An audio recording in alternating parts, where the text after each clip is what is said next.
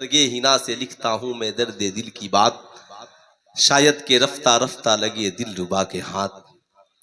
पूरी दुनिया में जहां हम जीवित और जिंदा हैं, एक लोगों ने हवा बना दिया है। इस्लाम खतरे में है, कुरान खतरे में है। मैं कहता हूं न इस्लाम कल खतरे में था, न इस्लाम आज खतरे में है, बल्कि पूरी दुनिया में मुसलमान खुद अपने गंदे किरदारों कैरेक्टर की वजह से ये खतरे में है।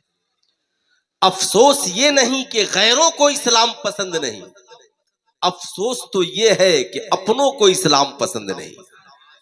अफसोस ये नहीं है, अफसोस ये नहीं है, अफसोस ये नहीं है कि चादरें 1 करोड़ क्यों चढ़ गई। अफसोस ये है कि चादर चढ़ाने वाली कौम की बेटियों के सरों से दुपट्टा क्यों उतर गया। अल्लाह अल्लाह अल्लाह अल्लाह, क्या बात है। उर्स तो हम रोज मनाते हैं, और मैं तो कहता हूं साहब, अगर सिर्फ उर्स मनाओगे तो एक दिन अल्लाह वाले याद आएंगे, और उनके मिशन को अपना लोगे तो हर लम्हा ये खुदा वाले याद आएंगे। हाय हाय हाय, क्या बात है। वाह वाह। इसलिए उनके मिशन को अपनाना है, हमें अपनी जिंदगी को कामयाब बनाना है। आज हमारी बेटियों के सरों से दुपट्टा उतर गया, हमें अफसोस नहीं। पूरी दुनिया में आप जहां जहां निगाहें उठाकर देखें, यहूदियों के टारगेट हम हैं, नसरानियों के टारगेट हम हैं। पूरी दुनिया में यहूदो नसारा यही चाहते हैं कि सरकार की आमद से पहले जो गुनाह आम थे, फिर से उन गुनाहों को आम कर दिया जाए। आप तारीखे आलम का मुताला करें, इन यहूदियों ने न जाने कितने अंबिया अलैहिमुस्सलाम को कत्ल किया, औलियाए किराम की शान में गुस्ताखियां की। वो फिर से यही चाहते हैं कि ये उम्मत भी वही करे जो हमने किया है। आज लोग कर भी रहे हैं। हुजूर की आमद से पहले जो गुनाह आम थे, फिर से यहूदियों की साजिश के तहत उन गुनाहों को आम किया जा रहा है। लेकिन सवाल ये उठता है, इस पे पुल कौन बांधेगा, अल्लाह, इसे कौन रोकेगा, क्या बात। हम इसे कैसे रोकते हुए नजर आएंगे। आज जमाने की निगाहें देख रही हैं, सरकार की आमद से पहले माज़अल्लाह शराब आम था, आज फिर से शराब को पानी की तरह पिया जा रहा है। जना आम था, फिर से उसे आम किया जा रहा है। जुआ आम था, फिर से उसे आम किया जा रहा है। ये भोली भाली कौम समझने के लिए तैयार नहीं है। माओ की कोई कदर नहीं थी, आज फिर से माओ की नाकदरी हो रही है। भाई भाई का दुश्मन बना हुआ है। बड़ा पुरफितन दौर है, जो जहां है अपनी दुनिया में मस्त है। कोई ये कहता है वलियों पे की मोहब्बत कहाँ है, कोई साहब इसी में लगा है। मैं कहता हूँ साहिबों, याद रखना, यहूदी तो यही चाहते हैं मुसलमान वही करें जो हमने अपने अंबिया अलैहिमुस्सलाम के साथ किया है। यहूदी यही चाहते हैं कि ये कौम वही करे जो हमने अपने उलमा के साथ किया है।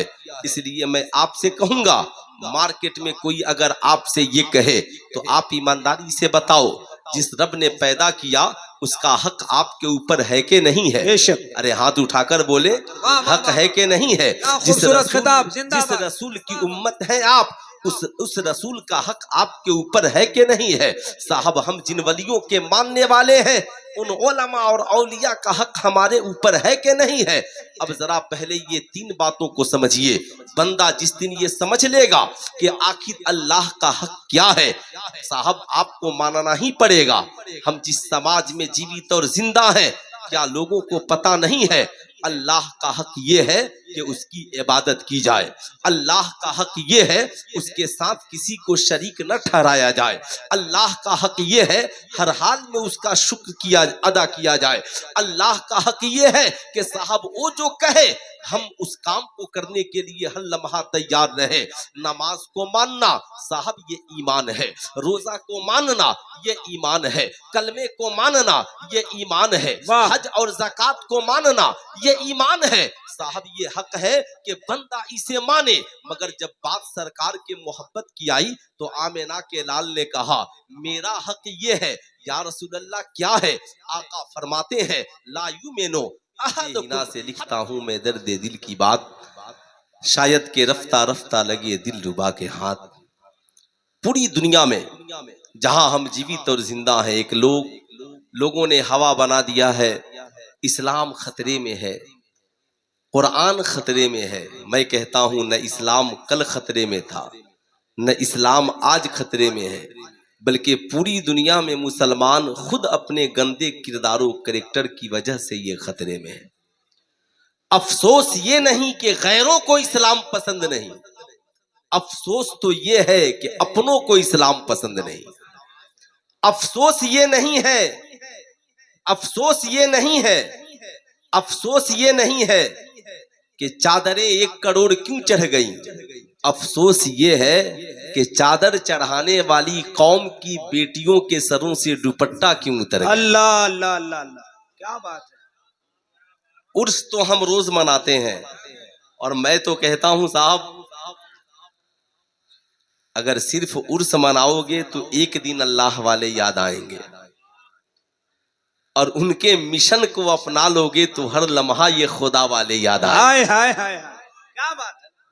वाह वाह। इसलिए उनके मिशन को अपनाना है, हमें अपनी जिंदगी को कामयाब बनाना है। आज हमारी बेटियों के सरों से दुपट्टा उतर गया, हमें अफसोस नहीं। पूरी दुनिया में आप जहां जहां निगाहें उठाकर देखें, यहूदियों के टारगेट हम हैं, नसरानियों के टारगेट हम हैं। पूरी दुनिया में यहूदो नसारा यही चाहते हैं कि सरकार की आमद से पहले जो गुनाह आम थे फिर से उन गुनाहों को आम कर दिया जाए। आप तारीखे आलम का मुताला करें, इन यहूदियों ने न जाने कितने अंबिया अलैहिमुस्सलाम को कत्ल किया, औलियाए किराम की शान में गुस्ताखियां की। वो फिर से यही चाहते हैं कि ये उम्मत भी वही करे जो हमने किया है। आज लोग कर भी रहे हैं। हुजूर की आमद से पहले जो गुनाह आम थे फिर से यहूदियों की साजिश के तहत उन गुनाहों को आम किया जा रहा है। लेकिन सवाल ये उठता है, इस पे पुल कौन बांधेगा, अल्लाह, इसे कौन रोकेगा, क्या बात। हम इसे कैसे रोकते हुए नजर आएंगे। आज जमाने की निगाहें देख रही हैं, सरकार की आमद से पहले माज़अल्लाह शराब आम था, आज फिर से शराब को पानी की तरह पिया जा रहा है। जना आम था, फिर से उसे आम किया जा रहा है। जुआ आम था, फिर से उसे आम किया जा रहा है। ये भोली भाली कौम समझने के लिए तैयार नहीं है। माओ की कोई कदर नहीं थी, आज फिर से माओ की नाकदरी हो रही है। भाई भाई का दुश्मन बना हुआ है। बड़ा पुरफितन दौर है, जो जहां है अपनी दुनिया में मस्त है। कोई ये कहता है वलियों पे की मोहब्बत कहाँ है, कोई साहब इसी में लगा है। मैं कहता हूँ साहिबों, याद रखना, यहूदी तो यही चाहते हैं मुसलमान वही करें जो हमने अपने अंबिया अलैहिमुस्सलाम के साथ किया है। यहूदी यही चाहते हैं कि ये कौम वही करे जो हमने अपने उलमा के साथ किया है। इसलिए मैं आपसे कहूंगा, मार्केट में कोई अगर आपसे ये कहे तो आप ईमानदारी से बताओ, जिस रब ने पैदा किया उसका हक आपके ऊपर है कि नहीं है? अरे हाथ उठाकर बोले, हक है कि नहीं है?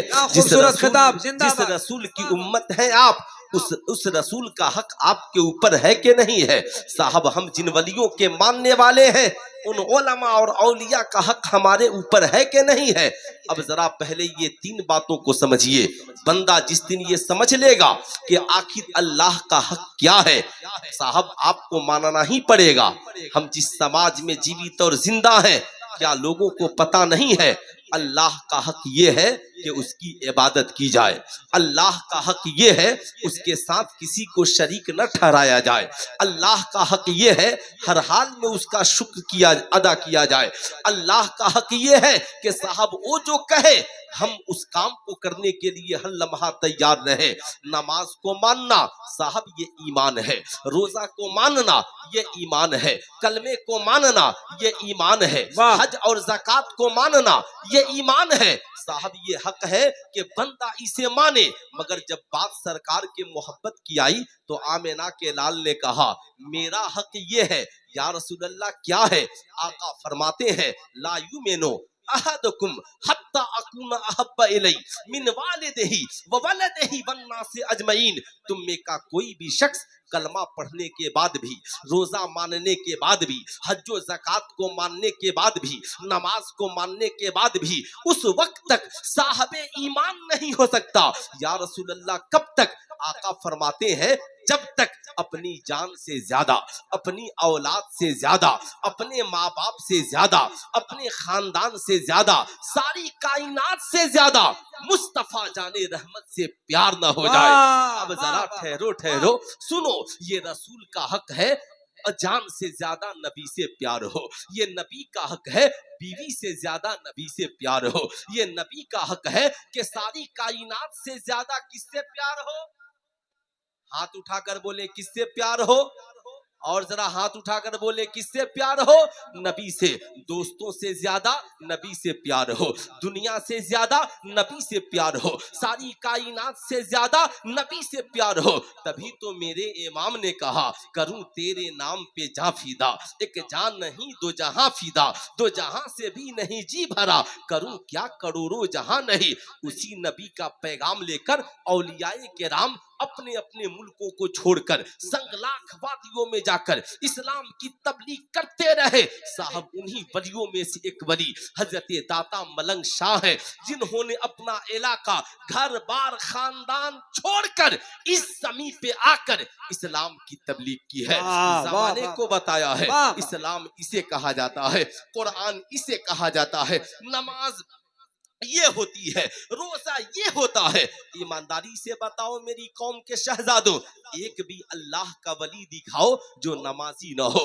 हमें दिखाओगे कोई ऐसा अल्लाह का वली जो नमाजें नहीं पढ़ता हो, जो रमजान का रोजा नहीं रखता हो? फिर ये चिल्लम छाप और चिल्लम पीने वाला मजाविर कैसे अपने आप को नमाज से अलग कर लेता है? साहिबों मजार पर तो ऐसे रहो कि जमाना तुझे देखकर कहे जब इस मजार शरीफ पे रहने वाला खादिम और मजाविर की सूरत इतनी अच्छी है तो कब्र में आराम करने वाले वली की सूरत कितनी अच्छी होगी। जाहिर सी बात है जब समाज में ऐसा मजाविर पैदा हो जाए, कान में सोने की बाली हो, हाथ में कड़ा हो, कमर तक बाल हो, साहब ये जुल्फे हो और उसके पर लहरा करके कहे पैसा नहीं तो तू अजमेर में क्यों चला आया है? सुल्तान रजा कहना चाहेगा इन जाहिल मजाविरों को देखकर कोई ये नहीं समझेगा कि ये वही गरीब नवाज है जिन्होंने भारत में 90 लाख काफिरों को कलमा पढ़ाकर मुसलमान बना दिया।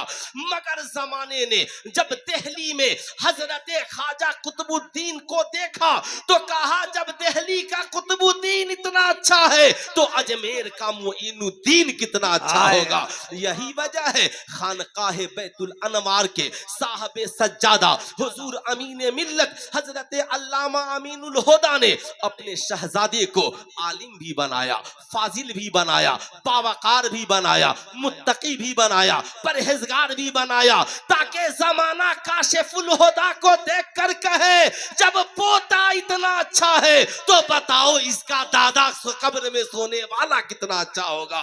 जाहिर सी बात है ये सारी बातें तो उसी वक्त पता चलती है। यही वजह है मैं कहता हूँ जितने अल्लाह वाले हैं इन्होंने मज़ारों की तामीरें बाद में कराई हैं और साहब मदरसों की तामीरें पहले कराई है। जानते हैं इसकी वजह क्या है? सरकार गौसे आजम की जिंदगी देखे, खानकाह की तामीर बाद में है, दरसगाह की तामीर पहले है। ख्वाजा गरीब नवाज की जिंदगी देखे, खानकाह की तामीर बाद में है, दरसगाह की तामीर पहले है। आला हजरत की जिंदगी देखे, खानकाह की तामीर बाद में है, दरसगाह की तामीर पहले है। हजरत मखदूम सिमना, मखदूम सैयद शरफुद्दीन सैयद मखदूम अशरफ सिमनानी साहब, ये जिस मुल्क के रहने वाले हैं, 1000 मदरसे इनके वालिदे गिरामी ने सिर्फ सिमना की सरजमी पर बनाई थी। अब मुझे ठहर कर कहने दो, आप हाफिज मिल्लत को देखो, आप मुजाहिद मिल्लत को देखो, इन बुजुर्गों ने दरसगाह को पहले बनाया है, खानकाहें बाद में बनी है,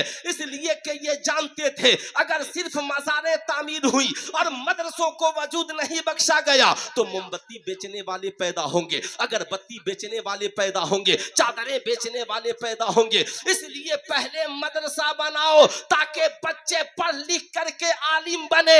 जब आलिम बनेंगे तो खानकाहों की भी हिफाजत होगी और हमारी दरसगाहों की भी हिफाजत होगी। नारे तकबीर, नारे रिसालत, उर्से मलंगशा दाता, फैजाने शमशे मिल्लत, मुसलमानाने जिला गढ़वा, उलमाए अहले सुन्नत, मसलके आला हजरत। साहब इसी की एक कड़ी है कि हजरत अल्लामा अमीनुल हुदा साहब किबला ने दामत बरकातहुमुल आलिया वल कुद्सिया ने साहब यहाँ पर लड़कियों की तालीम के लिए एक बेहतरीन इदारे का काम किया। नाम क्या रखा? अल हुदा कुल्लियतुल बनात। अब जरा ठहरिएगा, आज ये सुन्नी बड़ा भोला भाला मुसलमान है। भारत में कुछ लोग ऐसे भी आपको मिलेंगे जो कहते हैं मियाँ वलियों का जिक्र कहाँ है। मैं कहता हूँ साहब याद रखिएगा, सुन्नियों की सबसे बड़ी कमी यही है, ये साल में 50 जलसा सुनेगा मगर वापिस जाएगा तो एक हदीस भी याद करके नहीं जाएगा, कुरान की एक आयत भी याद करके नहीं जाएगा, ना ही इसे कोटेशन और नोट करके जाएगा। 2 साल सऊदी अरब से रह करके आएगा, साहब हाथ झाड़ना शुरू कर देगा, तकलीद पे बहस करना शुरू कर देगा। क्या वजह है? दोनों तरफ से कुछ न कुछ मामला तो है। डॉक्टर इकबाल का मुझे वो शेर याद आता है, नहीं तेरा नशीमन कसरे सुल्तानी के गुंबद पर, तू शाहीन है भरोसा कर पहाड़ों के चट्टानों पर। ऐ मेरी कौम के शहजादों गौर से सुनना, जमाना तुझसे कहता है वलियों का जिक्र कहाँ है। आप कहाँ कहाँ कुरान और हदीस दिखाते फिरेंगे, लेकिन मैं आपको बताना चाहूंगा अल्लाह कुरान में फरमाता है अन्नल अर्दा यरिसुहा इबादियस सालिहून, बेशक अल्लाह ने वलियों को जमीन का वारिस बना दिया है, नेक बंदों को जमीन का वारिस बना दिया है। मैंने कुरान की एक आयत इसलिए तिलावत कर दी ताकि आप भी उसे याद कर लीजिए, लेकिन अब जरा आगे बढ़िए। मैं कहता हूं साहब वो कैसा नमाजी है जो नमाज पढ़ता है वलियों की अजमत से इनकार करता है, कैसा नमाजी है सजदा करता है वलियों की मोहब्बत से इनकार करता है। अगर कल से कोई मार्केट में ऐसा आदमी मिले और कहे वलियों का जिक्र कहाँ है, कहना काबे में वलियों का जिक्र है, मदीने में वलियों का जिक्र है, बैतुल मक़दिस में वलियों का जिक्र है। जब जहां जहां नमाज होती है हर नमाज में वलियों का जिक्र है। कहेगा कैसी बात कर रहे हो, कहना क्या तुम नमाजी नहीं हो? नमाज पढ़ो, नमाज पढ़ोगे तो पता चलेगा। जब हम सब नमाज पढ़ते हैं, वो चाहे किसी मकतबे फिक्र का शख्स नमाज पढ़ता हो, जब नमाज पढ़ता है तो मजबूरी हो या है कंपलसरी है, पढ़ना ही पड़ेगा। जब पढ़ेगा तहियात तो तहियात में पढ़ना ही पड़ेगा। अस्सलामु अलैका अय्युहन नबी वस्सलामु अलैना वस्सलामु अला इबादिल्लाहि सालिहीन। ऐ नबी आप पर सलाम हो, वस्सलामु अलैना हम सब पर सलाम हो, वस्सलामु अला इबादिल्लाहि सालिहीन। अल्लाह के जितने नेक बंदे हैं सब पर सलाम हो। अब मुझे ठहर कर कहने दो, ये नेक बंदे कौन है? अंबिया नेक बंदे हैं साहब, सहाबा नेक बंदे हैं, ताबई तबे ताबई नेक बंदे हैं, शोहदा नेक बंदे हैं, औलिया अल्लाह नेक बंदे हैं। अब जरा ठहरो ठहरो, उर्स मनाओगे तो सिर्फ एक रात वाली की याद आएगी, नमाजी बन जाओगे। फजर पढ़ोगे दाता मलंग शाह याद आएंगे, जोहर पढ़ोगे दाता मलंग शाह याद आएंगे, असर मगरिब और ऐशा पढ़ोगे दाता मलंग शाह याद आएंगे। इसलिए मैं आपसे कहूंगा सुन्नियों, कंपलसरी तो ये है कि दोनों के लिए जरूरी है, वो जो नमाज पढ़ता है उसके लिए जरूरी है वलियों से प्यार करने वाला बन जाए, और ये जो वलियों से प्यार करता है इसके लिए जरूरी है जाए तो मस्जिद का 5 वक्ता नमाजी बन जाए। ताकि वाह। एक दिन हम याद करने वाले न बने। फजर की आजान हो अल्लाह वालों की याद आए, जोहर की नमाज हो अल्लाह वालों की याद आए, असर मगरिब और इशा की याद हो, नमाज हो अल्लाह वालों की याद आए। अब मुझे ठहर कर कहने दो, आपने मार्केट में छोटे छोटे बच्चों को देखा होगा साहब, छोटे छोटे बच्चे, बड़ा मशहूर पोएम है और साहब वो हिंदी का मकूला है, मछली जल की रानी है, जीवन उसका पानी है। मैंने एक बच्चे से पूछा बताओ मछली और पानी का रिश्ता कैसा है? कहा सर आपको नहीं मालूम है, मछली को पानी से अलग कर दीजिएगा मछली मर जाएगी, इसलिए कि मछली पानी के बगैर जिंदा नहीं रह सकती है। मैंने कहा मैं अगर मछली को निकाल दूं तो? कहा मछली को निकाल देंगे तो मछली मर जाएगी, मैं मछली को उठा के पानी में रख दूंगा ताकि उसकी जिंदगी बच जाए। अब मुझे ठहर कर कहने दो, ऐ लोगों, मछली को अगर पानी से निकाल दो तो मछली के लिए मौत है। आज से 1450 बरस पहले आमिना के लाल ने ऐलान फरमाया, अल मोमिनो फिल मस्जिद कसमको फिल माँ, मोमिन का रिश्ता मस्जिद से ऐसे है जैसे मछली का रिश्ता पानी से है। मछली पानी के बगैर जिंदा नहीं रह सकती और मोमिन मस्जिद के बगैर जिंदा नहीं रह सकती। हाय हाय हाय, क्या बात है, माशाअल्लाह। नारे तकबीर, नारे रिसालत, मजहबे इस्लाम, सरकार का फरमान।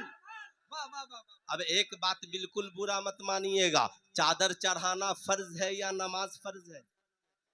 हाथ उठाकर पूरा मजमा से बोल रहा हूं, ये लोग तो हमारी इस्लाह करेंगे। आप लोग बोलिए, चादर चढ़ाना फर्ज है कि नमाज पढ़ना फर्ज है?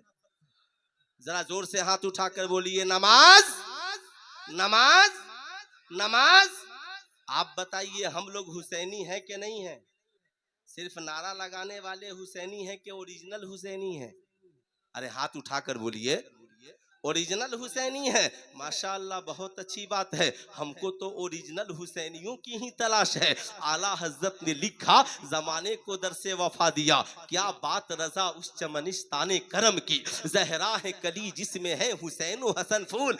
अब बताओ ईमानदारी से, जब हम ओरिजिनल हुसैनी है तो हम वही करेंगे जो हुसैन ने किया। अरे हाथ उठाकर बोल दे, वही करेंगे जो, प्यार से बोल दें, वही करेंगे जो हुसैन ने किया है। अच्छा, इमाम हुसैन ने क्या किया है? इमाम हुसैन है अपनी अम्मी जान सैयदा खातून जन्नत से कहते हैं, अम्मी जान बचपन से लेकर आज तक मैंने कभी आपकी नमाज कज़ा होते नहीं देखा।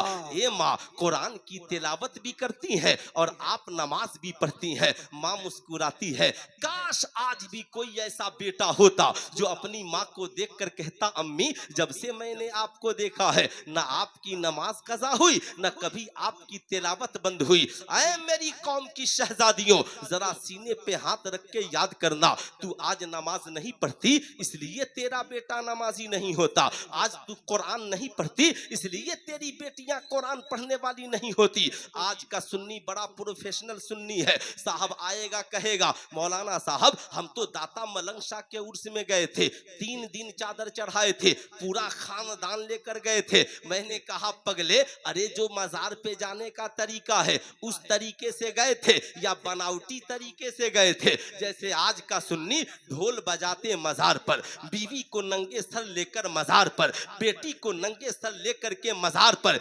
ईमानदारी से बता, अल्लाह वालों को नाच गाना बाजा पसंद है, अल्लाह वालों को बेगैर दुपट्टा वाली औरत पसंद है, अल्लाह वालों को बेगैर दुपट्टा वाली बेटी पसंद है। शरीयत के खिलाफ करोगे, अल्लाह वाले तुझसे खुश नहीं होंगे। पता, जो नंगे सर अपनी बेटी को लेकर मजार पे जाता है उसकी चादर कैसे कबूल होगी? जो नंगे सर अपनी बीवी को लेकर के जाता है, आला हजरत ने लिखा, पूछा गया हुजूर मजार शरीफ पर औरतों का जाना कैसा? आला हजरत ने कहा, मजार शरीफ पे जाने की बात करते हो, जब औरतें घर से निकलती हैं और जब तक पलट न जाए अल्लाह और उसके रसूल उस पर लानत भेजते हैं।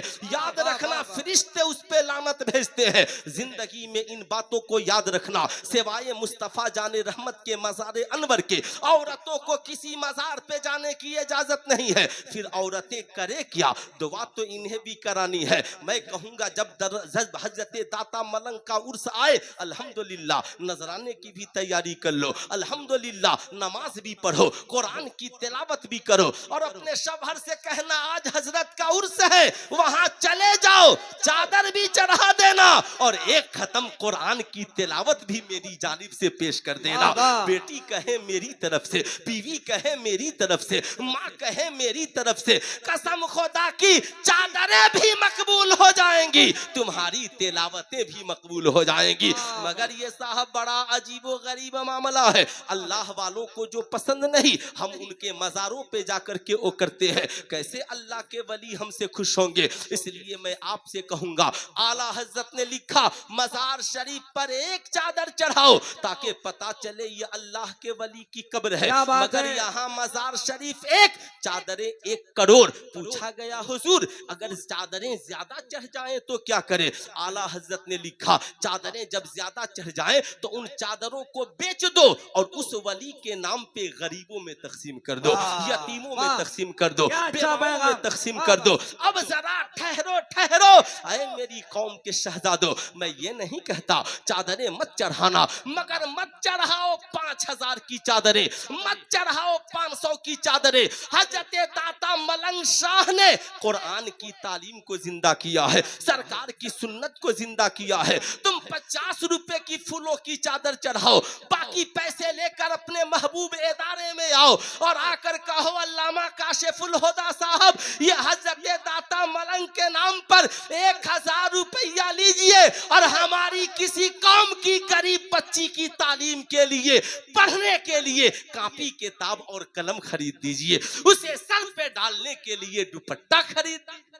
क्या बात? बताओ ईमानदारी से, अल्लाह वाले हमारी चादरों के मोहताज नहीं है मगर हम उनकी दुआओं के मोहताज हैं। हमारी चादरों से जितने हजरत दाता मलंग शाह खुश नहीं होंगे उससे ज्यादा उनके नाम पे गरीबों को खिला रहे हो खुश हो जाएंगे, किसी को चाय पिला रहे हो खुश हो जाएंगे, किसी को पानी पिला रहे हो खुश हो जाएंगे। उनके नाम पे किसी को आलिम बना दो, हाफिज बना दो, किसी गरीब बेटी की शादी करा दो, हजरत दाता मलंग शाह तुझसे खुश हो जाए। सुभान अल्लाह। बोलिए ऐसा होना चाहिए कि बहुत नहीं होना पैगाम। चाहिए?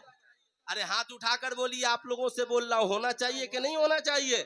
होना चाहिए ना, जाहिर सी बात है। अच्छा मेरी बात आप लोगों को बुरी भी लगती होगी लेकिन मैं कभी इस नियत से तकरीर नहीं करता कि आप मेरी तकरीर सुनकर एकदम इमोशनल हो जाइए, एकदम उसके बाद जाने के बाद दिन रात मेरे ही चर्चे होना, इसकी जरूरत नहीं है। एक आदमी भी अगर अल्लाह के वली के नक्शे कदम पे चल पड़ा, कसम खुदा की ये जलसा कामयाब हो जाएगा, ये सारे पैसे वसूल हो जाएंगे, ये सारे उलमा जो आए हैं इनके खूबसूरत चेहरे खिल उठेंगे। ऐ मेरी कौम की शहजादे और शहजादियों गौर से सुनना, आपने कहा है ए बाबू खैरियत, ओ भाई खैरियत, जलसा खत्म हो गया, घर जा रहे हैं चादर बेचने। अम्मा पूछेगी कि जलसे में क्या सीखे थे, कहेगा अभी तो हजरत तकरीर कर रहे थे तभी चले आए। असल में शैतान कभी नहीं चाहता कि कोई मुसलमान तकरीर सुने। क्या बात है, सही। उसको टेंशन है, वो देख रहा है कैसा नहीं मौलाना साहब कहें कि वादा करो कि आज के बाद कभी नमाज नहीं छोड़ोगे, और कभी नहीं चाहता कि कोई सुन्नी मुसलमान नमाजी बने, है ना, कभी नहीं चाहता। काहे शैतान चाहेगा? जाहिर सी बात है। जाइए मत, थोड़ी देर मोहब्बत से सुनिए। कितने लोग सुनेंगे? सुनिएगा तभी बोलेंगे। जरा हाथ उठाकर बोल दें सुभान अल्लाह, सुभान अल्लाह, और जरा प्यार से बोल दें अल्हम्दुलिल्लाह। और से सुने, और से जिंदाबाद। साहब आपने काम वही करेंगे जो इमाम हुसैन ने किया है। साहब सैयदा खातून जन्नत ने मुस्कुरा कर कहा, बेटा आपके नाना ने कहा है बेटी न नमाज छोड़ना न कुरान छोड़ना, नमाज दुखों का इलाज है और कुरान अहले बैत का साथी है, इन दोनों को कभी न छोड़ना। ए बेटे तेरी माँ न नमाज छोड़ सकती है न कुरान की तिलावत छोड़ सकती है। ऐ मेरी कौम की शहजादियों, तुम भी जिंदगी में ऐसा किरदार पैदा करो, तेरी बेटी देखकर कहे मेरी माँ नमाज पढ़ती है इसलिए मैं भी नमाज पढ़ती हूँ, मेरी बहन कुरान पढ़ती है इसलिए मैं भी कुरान पढ़ती हूँ। तेरा बेटा तुझे देखकर कहे मैंने उस माँ की गोद में जन्म लिया है, इधर फजर की अजान होती है और मेरी माँ इधर मुसल्ला बिछाकर इबादत के लिए खड़ी हो जाती है। गौर से सुनना, गौर से। सैयदा खातून जन्नत से इमाम हुसैन ने कहा अम्मी जान हुसैन को क्या करना है? माँ मुस्कुराती है, कहती है बेटा तू भी कुरान और नमाज से दोस्ती कर ले। किससे दोस्ती कर ले? कुरान से और जरा ऊंची बोल दे, कुरान से और जोर से बोले, कुरान से। और आप भी घर जाके अपने बीवी बच्चों को क्या बताएंगे, किससे दोस्ती कर ले? कुरान से और नमाज से। अल्हम्दुलिल्लाह, यही तो पैगाम देना है। ये उलमा यही तो बताते हैं कि कुरान और नमाज से दोस्ती कर लो। हमारी मस्जिदें वीरान ना हो, बुरा ना मानना। मीनारे बड़े ऊंचे बन गए, मस्जिदों में एयर कंडीशन लग गए, कालीनें बिछ गई, टाइल्स संगे मरमर लग गए। साहब गर्मी के दिन में ठंडे पानी का इंतजाम, और ठंडी के मौसम में गर्म पानी का इंतजाम। क्या खुदा से मुंह दिखाओगे? क्या आप भी कहोगे गर्मी लग रही थी? क्या आप भी कहोगे ठंडी लग रही थी? तो ये उलमा गवाही दे देंगे कि ना ना, एसी भी मौजूद था, सारी चीजें मौजूद थी। लोगों याद रखना, हिसाब बहुत सख्त होगा, इसलिए तैयार हो जाओ जिंदगी में इनकलाब लाने के लिए, अपने आप को बदलने के लिए। हजरत सैयदा खातून जन्नत ने कहा, बेटा तू भी कुरान और नमाज से दोस्ती कर ले। इमाम हुसैन ने ऐसी दोस्ती की कि मैदान करबला में इमाम हुसैन है, 3 दिन से भूखे प्यासे हैं, मगर एक वक्त की नमाज इमाम हुसैन की नहीं छूटी है, ना उनके साथियों की छूटी है। पानी बंद है मगर तिलावत हो रही है, खाना बंद है मगर कुरान की तिलावत हो रही है, नमाजों की पाबंदी हो रही है। पूरा खानदान कुर्बान हो गया, 72 जख्म जिस्म पे लगे, मगर जब घोड़े से मेरा और तेरा हुसैन गिरा है, पेशानी सजदे में है। हुसैन ने कहा, माँ देख ले अपने बेटे हुसैन को। बेटे ने कहा था, माँ नमाज से मैंने दोस्ती की है, जब जख्मों से चूर चूर नहीं था तो भी नमाज पढ़ रहा था, और जख्मों से चूर चूर है हुसैन तो भी पेशानी को सजदे में रखे हुआ है। जमाने से हुसैन ने कहा, जब सर तन से जुदा हो गई, उस सर तन से जुदा होने के बाद नेज़े पे हुसैन का सर है, कुरान की तिलावत हो रही है। कहते हैं मेरी माँ देख ले, जब सर तन से जुड़ लगा था तो भी तेरा हुसैन कुरान पढ़ रहा था, और सर तन से जुदा हो गया तो नेज़े पे चढ़कर हुसैन कुरान पढ़ रहा है। जमाने को हुसैन पैगाम दे रहे हैं, आए हुसैनियो, मदीने में रहना नमाज पढ़ना, भूखे प्यासे रहना नमाज पढ़ना, खुशहाली आए तो नमाज पढ़ना, सेहतमंद हो तो भी नमाज पढ़ना, जख्मों से चूर चूर हो जाना तो भी नमाज पढ़ना, सर तन से लगा हो तो भी कुरान पढ़ना, और सर तन से जुदा हो जाए तो भी कुरान पढ़ना। ये हुसैन की सुन्नत है। मैं ये नहीं कहता कि तुम गर्दन कटा कर कुरान पढ़ो, मगर इतना तो जरूर कहूंगा, हर घर में, अपने घरों में इनकलाब लाने के लिए खुद भी कुरान पढ़ो और अपनी औलादों को भी कुरान पढ़ाओ। बहुत अच्छे, नारे तकबीर। थोड़े बुलंद आवाज से, कभी कभी थोड़ी देर के लिए सांस मिल जाए, जरा मोहब्बत से हाथ उठाएं ताकि बेदारी आ जाए। नारे तकबीर, नारे रिसालत, मजहबे इस्लाम, बानिए इस्लाम, उलमाए अहले सुन्नत, उर्स कमेटी, फैजाने मलंग शाह दाता, फैजाने शमशे मिल्लत, आमदे हुजूर अमीने मिल्लत। हम लोग सिर्फ मुहर्रम में नारा लगाते हैं, हुसैन हमारे हैं। हुसैन, हाथ उठा करके बोल दे, हुसैन हुसैन। तो क्या कोई हुसैनी है? एक हुसैनी, आप नहीं, आप हाथ नीचे कीजिए। एक हुसैनी जो आज से इरादा कर ले कि करबला में हुसैन ने 72 जख्म खाकर सजदे किए हैं, आज के बाद हर रोज मैं अपनी मस्जिद में सजदे करूंगा। हाय हाय। है कोई नौजवान जो नमाज नहीं पढ़ता हो और आज वादा कर ले कि आज से मैं नमाज पढ़ूंगा? देखना है मार्केट में कैसा कोई, ऐसा भी कोई हुसैनी है जिसका दिल बदल रहा है, जिसकी तकदीर बदलने वाली है, जिसकी जिंदगी में इनकलाब आने वाला है, जिसपे हजरत दाता मलंग का करम होने वाला है, वो अपनी गुनाहों से तौबा करके मस्जिद को जाने वाला है। इतना बड़ा मजमा है, कोई नौजवान नहीं जो आज, अरे आप तो पढ़बे कीजिएगा, है कोई नौजवान जो इमाम हुसैन की मोहब्बत में आज के बाद 5 वक्ता नमाजी बन जाए? ताज्जुब है। माशाल्लाह, एक नौजवान खड़े हो जाओ तो बाबू, जरा सा बाबू खड़े हो जाओ तो, माशाल्लाह माशाल्लाह, खड़े हो जाओ, सुभान अल्लाह।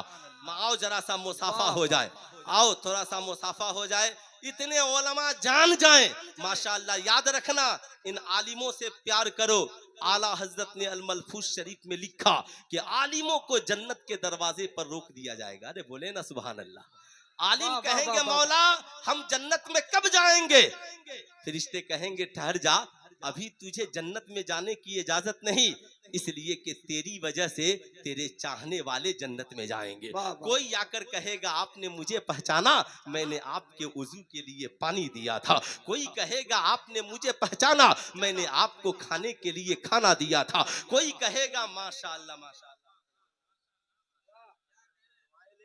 माशाअल्लाह। मैं ये नहीं सोचता साहब बरगे हिना पे लिखता हूँ मैं दर्द दिल की बात, शायद के रफ्ता रफ्ता लगे दिल लुबा के हाथ।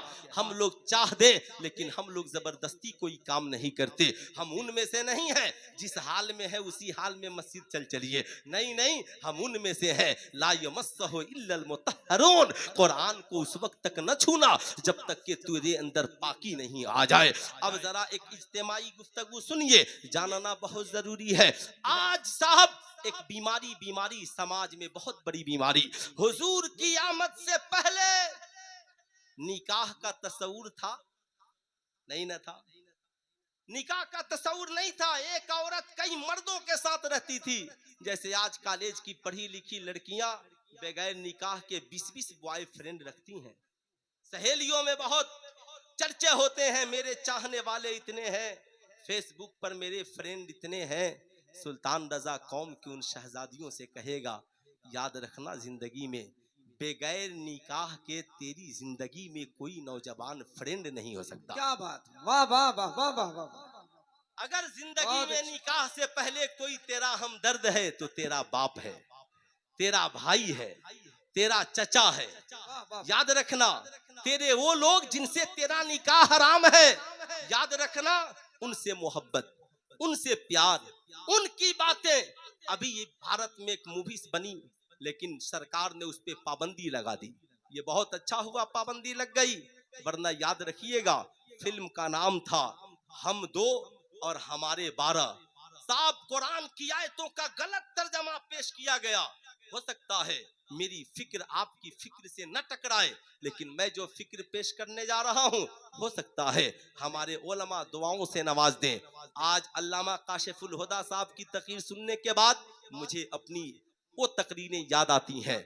मेरी दुआ है इंशाअल्लाह। आसिफ रजा सैफी साहब ने एक वक्त मेरी तकरीर सुनने के बाद कहा था कि आप हिंदुस्तान के मुस्तकबिल और मुस्तकबिल के हिंदुस्तान है। मेरी दुआ है आने वाला दिन वो होगा कि ये शख्स जहां एक खानका का अच्छा पीर है, वहीं पे भारत की हर गली में इस्लाह करने वाला एक अच्छा खतीब भी होगा, एक अच्छा अदीब भी होगा। ये सारी बातें जिंदगी में शामिल है।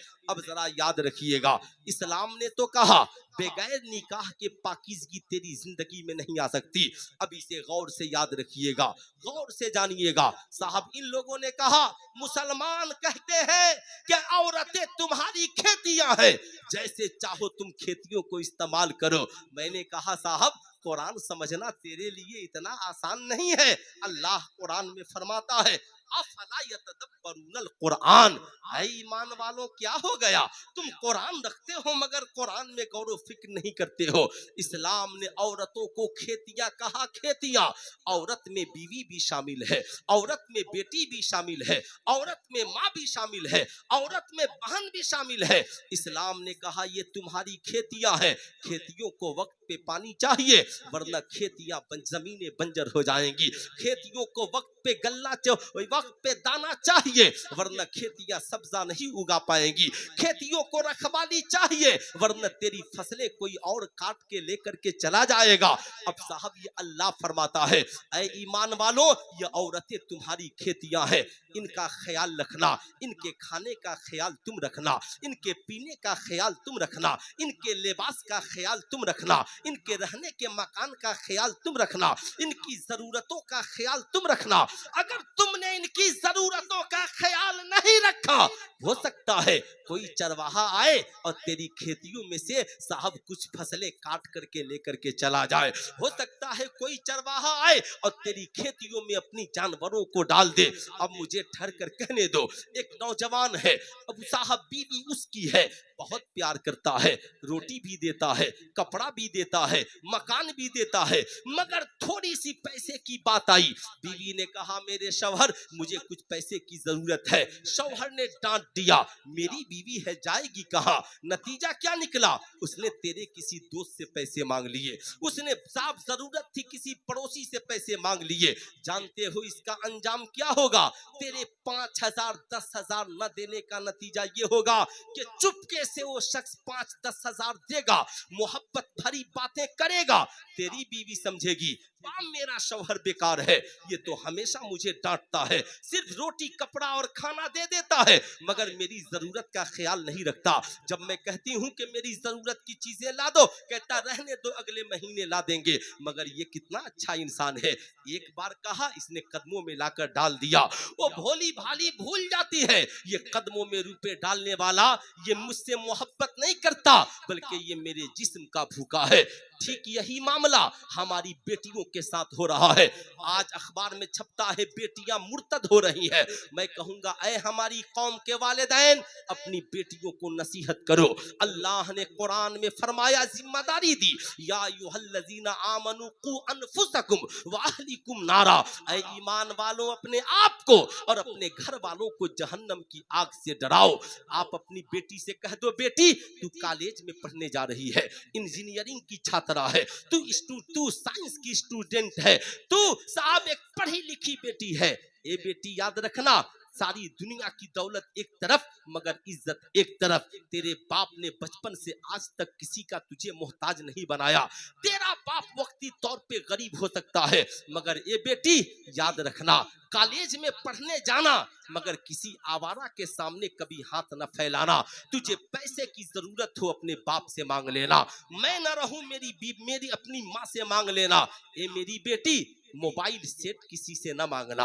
ए मेरी बेटी तुम जरूरत की अपनी सामान किसी से न मांगना। तेरा बाप आज नहीं कल मजदूरी करके लाकर तुझे देगा। ए बेटी याद रखना, ये मोबाइल फोन देने वाला, ये तुझे 2-4 टके देने वाला, 2-4 जगह तुझे ले जाकर घुमाने वाला, ये सिर्फ तेरी इज्जत का भूखा है। ए बेटी जिस दिन तेरी इज्जत चली गई, ये तेरी सारी तालीम बेकार है, ये तेरी सारी दौलत बेकार है। इसलिए एक बार कदम बढ़ाने से पहले जरा अपने बाप की इज्जत का ख्याल रखना। इसलिए मेरे कौम के बड़े बुजुर्गों, अपनी बेटियों को जरूरत पड़ने पे पैसे की जरूरत पड़े पैसा दो, सवारी की जरूरत पड़े सवारी दो, वक्त की जरूरत पड़े वक्त दो। मार्केट में किसी अय्यार और अय्याश शख्स के साथ न भेजो।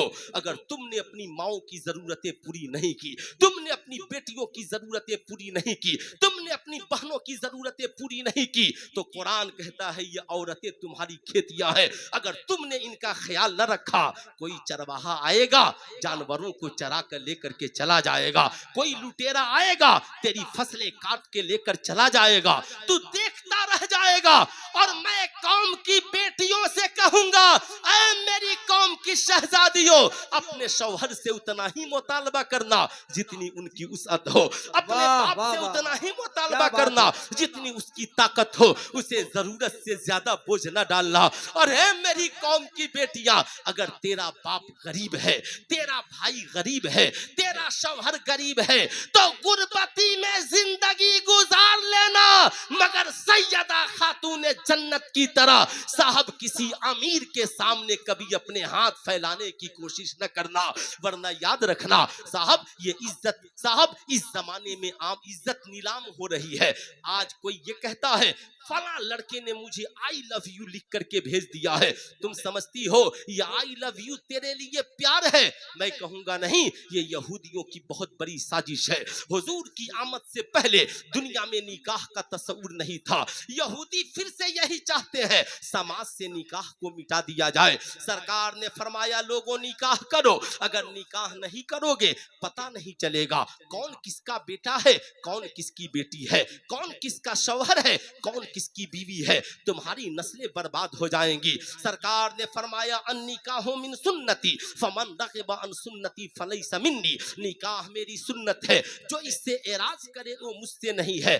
अब जरा ठहरो, आज हम जिस मुल्क में जी रहे हैं साहब, इस मुल्क में माहौल उतना गंदा नहीं, मगर आप साहब अफ्रीका चले जाएं, आप चाइना चले जाएं, आप रशिया चले जाएं, आप अमेरिका चले जाएं, जहां निकाह का कोई तस्वूर नहीं है, जो मर्द चाहे जिस औरत के साथ रह सकता है।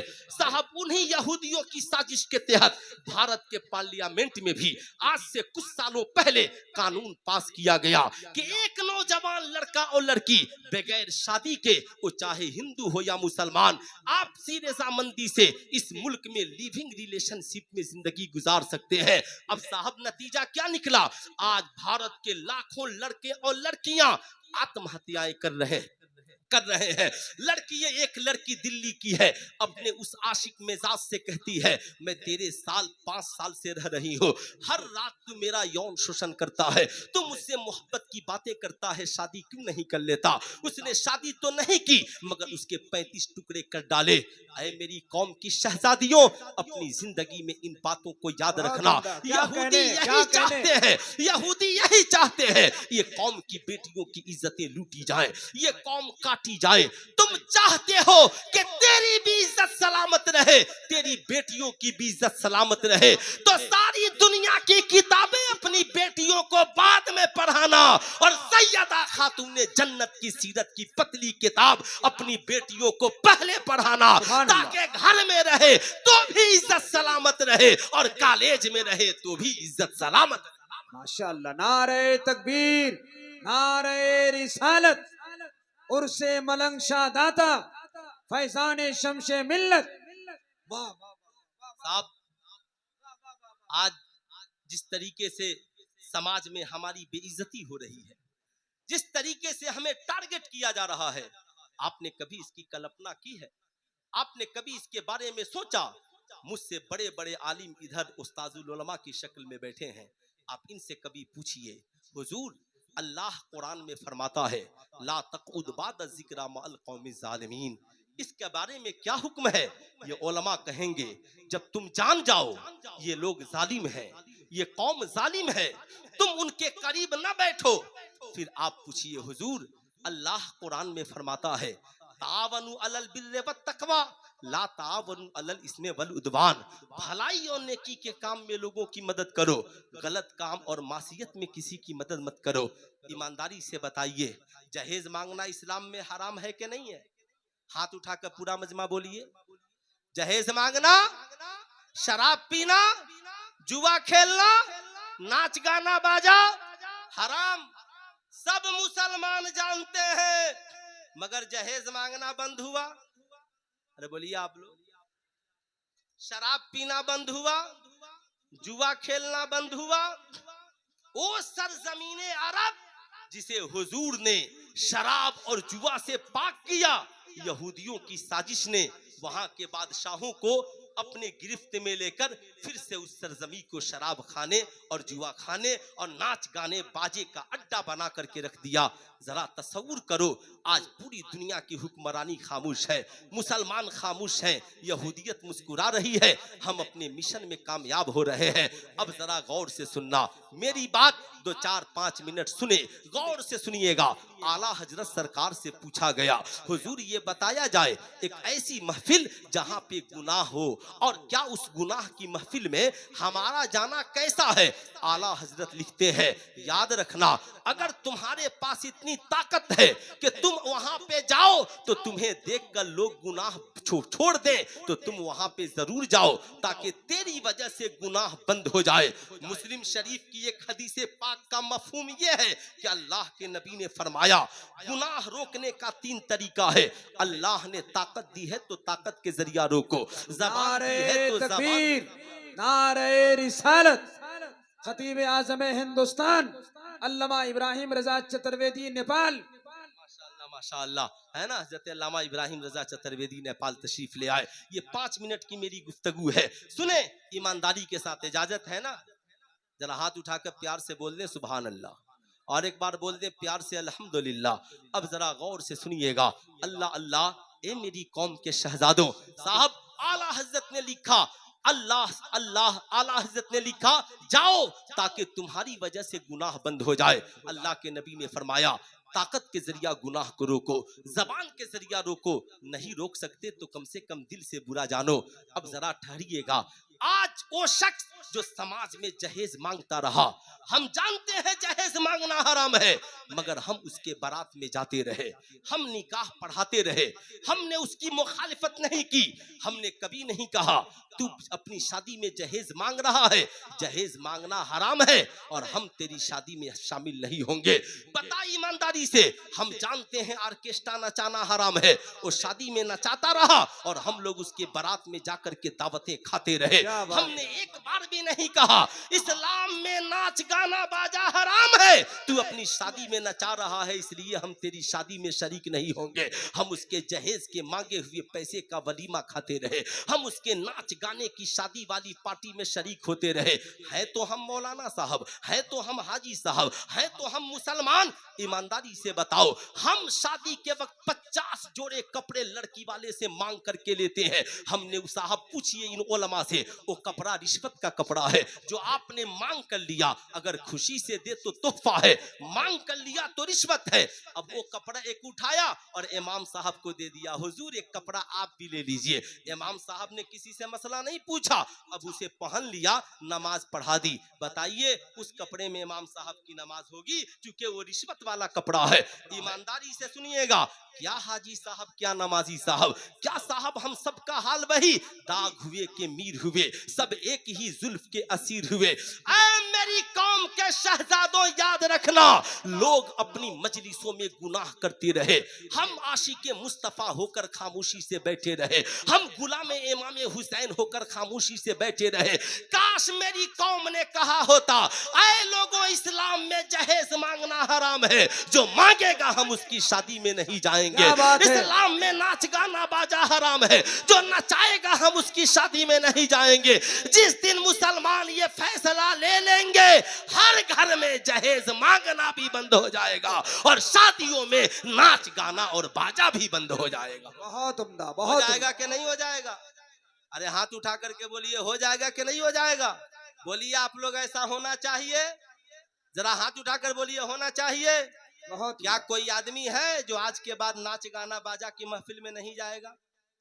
एक आदमी कोई बता दे जो नहीं जाएगा। सुभान अल्लाह, एक नहीं अनेक हैं हजरत, जो आज के बाद नाच गाने बाजे की महफिल में नहीं जाएंगे?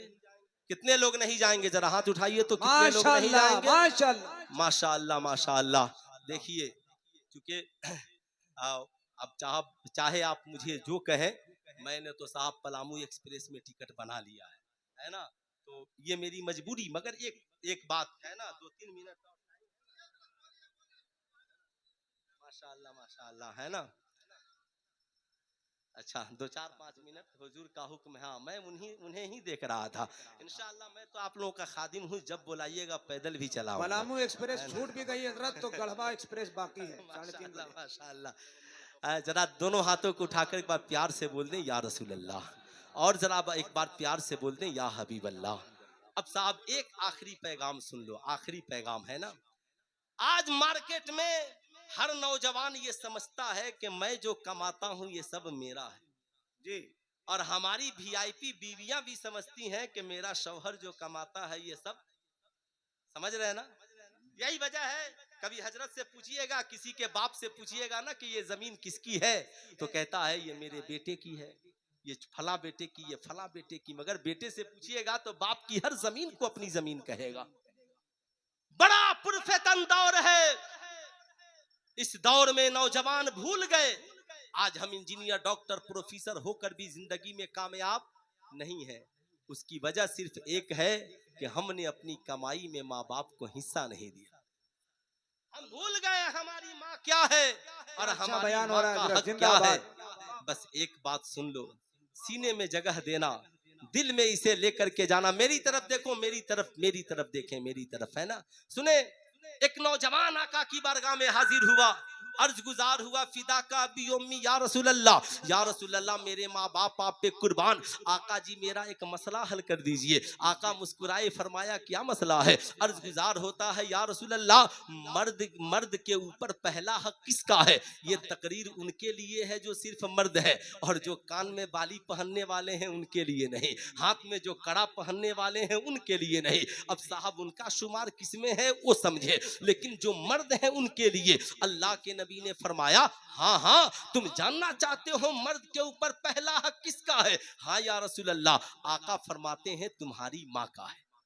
किसका है? हमारी, जोर से बोले पूरा मजमा, किसका है? हमारी माँ का। ठहर गया नौजवान, फिर पूछा या रसूल अल्लाह फिर किसका? कहा हाँ तुम्हारी माँ का। फिर ठहर गया, तीसरी बार पूछा या रसूल अल्लाह फिर किसका? कहा तुम्हारी माँ का। फिर ठहर गया, चौथी बार पूछ पड़ा या रसूल अल्लाह अब किसका? आका फरमाते हैं तुम्हारे बाप का। अब आला हजरत से पूछा जाता है, सरकार मर्द कमाए तो क्या करे? आला हजरत जवाब लिखते हैं, मर्द जब 100 रुपए कमाए तो 75 माँ को दे दे और 25 बाप को दे दे, इसलिए कि हुजूर ने 3 बार माँ का जिक्र किया है और 1 बार बाप का जिक्र किया है। पूछा गया आला हजरत से, हुजूर माँ का रुतबा बड़ा है या बाप का रुतबा? आला हजरत मुस्कुराए, जवाब दिया, सुनो मोहब्बत माँ से ज्यादा करो और अदब बाप का ज्यादा करो, इसलिए कि बाप तेरा भी हाकिम है और तुम्हारी माँ का भी हाकिम है। ऐ मेरी कौम के शहजादों, आज के बाद जाकर अपनी बीवियों को बता देना,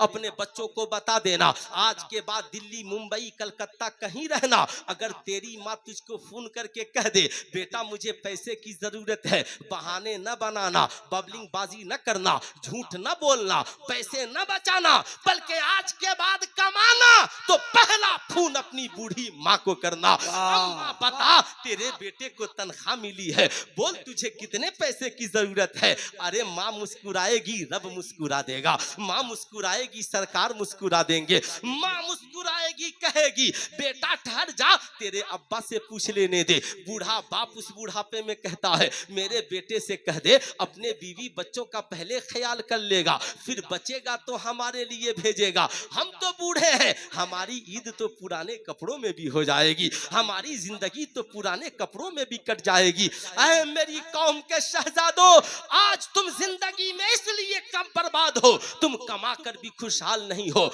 कमाते हो तुम, कमाई में बीवी को देते हो, बच्चों को देते हो, दोस्तों को देते हो, मगर माँ बाप को तुमने मोहताज बना कर रख दिया है। आज के जलसे से पैगाम लेकर जाओ, आज के बाद कमाएंगे, सारी दुनिया को बाद में देंगे, मगर सबसे पहले अपनी माँ को देंगे, सबसे पहले अपने वालिद को देंगे, फिर बीवी और बच्चों को देंगे। साहब सारी दुनिया हमारी कमाई खाकर सो जाती है, अगर रात की तन्हाई में औलाद की कामयाबी के लिए अगर कोई दुआ करता है तो हमारा बूढ़ा बाप दुआ करता है, हमारी बूढ़ी माँ आंचल फैलाती है, मौला मेरे बेटे को कामयाब कर दे। माँ की दुआ कबूल होती है, बेटा अदना से आला हो जाता है, साहब करोड़ लाखपति है, करोड़पति हो जाता है, अल्लाह उसके रसूल उससे खुश होते हैं। अल्लाह के नबी ने फरमाया जिस शख्स के उससे माँ और बाप खुश नहीं होते उससे अल्लाह और उसके रसूल भी खुश नहीं होते। इसलिए आज के बाद दिल्ली रहे,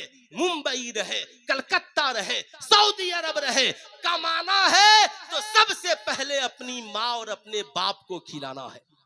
अरे बोलिए किसे खिलाना है? पूरा मजमा हाथ उठाकर बोले किसे खिलाना है?